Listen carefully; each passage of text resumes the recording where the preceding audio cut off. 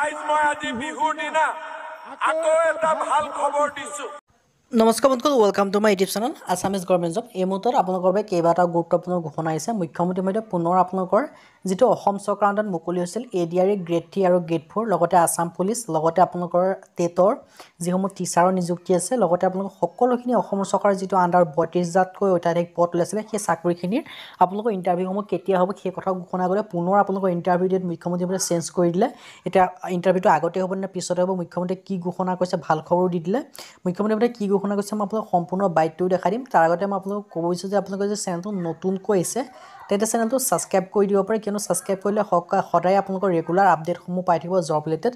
আৰু লগতে ভিডিঅ'টো লাইক কৰি দিয়ক, তেতিয়া আপোনালোকৰ নেক্সট ভিডিঅ' বনাবলৈ উৎসাহ পাব। লগতে আপোনালোকৰ চেনেলটো ছাবস্ক্ৰাইব কৰিব, লগতে ভিডিঅ'টো বন্ধু বান্ধৱীক শ্বেয়াৰ কৰি যাতে সকলো বন্ধুৱে এনেদৰে জবৰ আপডেট জব ৰিলেটেড আপডেটসমূহ পাই থাকে। আহক আজিৰ ভিডিঅ'টো আৰম্ভ কৰোঁ। মুখ্যমন্ত্ৰীয়ে ঘোষণা কৰিছে যে আপোনালোকৰ যিসমূহ ADRE গ্ৰেড 3 গ্ৰেড 4 এক্সাম আছে তাৰ এক্সামসমূহ কেতিয়া হ'ব, আছাম পুলিচৰ এক্সামসমূহ কেতিয়া হ'ব। মুখ্যমন্ত্ৰীয়ে কি ঘোষণা কৰিছে মই আপোনালোকক বাইটটো শুনাই দিছোঁ, আপোনালোকৰ ভিডিঅ'টো চাই লওক। মই আজি বিহুৰ দিনা আকৌ এটা ভাল খবৰ দিছো। ইলেকশ্যন হৈ যাব আৰু 50,000 চাকৰি আমি 2024 চনৰ ভিতৰত দিম। ছেপ্টেম্বৰ অক্টোবৰত তৃতীয় চতুৰ্থ শ্ৰেণীৰ ইণ্টাৰভিউ, মাজত শিক্ষকৰ ইণ্টাৰভিউ আৰু 50,000 চাকৰি দিম। মই মোৰ ভাগিনসকলক, মোৰ ভাইটিসকলক মই কম, পঢ়া শুনা কৰ। চাকৰি দিওঁতে কংগ্ৰেছৰ দৰে ময়ো 5 লাখ 10 লাখ টকা মানুহৰ পৰা ল'ব পাৰিলোহেঁতেন, কিন্তু কংগ্ৰেছৰ সংস্কৃতি আমাক নালাগে।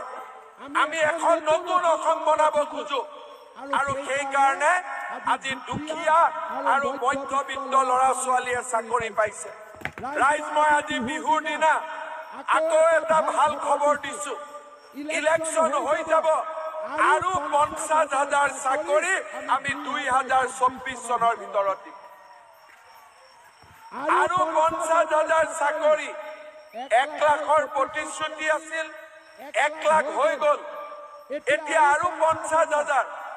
জুলাই মাহত পুলিচৰ ইণ্টাৰভিউ, ছেপ্টেম্বৰ অক্টোবৰত তৃতীয় চতুৰ্থ শ্ৰেণীৰ ইণ্টাৰভিউ, মাজত শিক্ষকৰ ইণ্টাৰভিউ আৰু 50,000 চাকৰি দিম। মই মোৰ ভাগিনসকলক, মোৰ ভাইটিসকলক মই কম, পঢ়া শুনা কৰ। দেউতা মাই যেনেকে কয় স্কুলত যাব লাগে, পঢ়িব লাগে আৰু আমাৰ সকলোৰে ভৱিষ্যত যাতে সুৰক্ষিত হয় তাৰ দায়িত্ব মোৰ মূৰৰ ওপৰত। সেই দায়িত্ব আমি পালন কৰিম।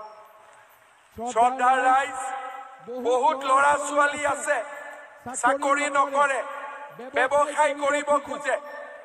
আমি তাৰ কাৰণেও নতুন এটা আঁচনি আনিছো, আত্মনিৰ্ভৰ অসম। মানে কি, যে যিবিলাক ল'ৰা ছোৱালীয়ে চৰকাৰী চাকৰি নকৰে, ব্যৱসায় কৰিব খোজে, তেওঁলোকক চৰকাৰে কোনো মৰ্টগেজ নোহোৱাকৈ, বেংকৰ কোনো লোন নোলোৱাকৈ ডাইৰেক্টলি 2 লাখ টকা বেংক একাউণ্টত জমা দিয়ে, যাতে এই ল'ৰা ছোৱালী বিলাকে, যিবিলাকে চাকৰি নকৰে, তেওঁলোকে কিবা ব্যৱসায় আৰম্ভ কৰিব পাৰে আৰু ভৱিষ্যতে বেংকৰ লোন ল'ব পাৰে।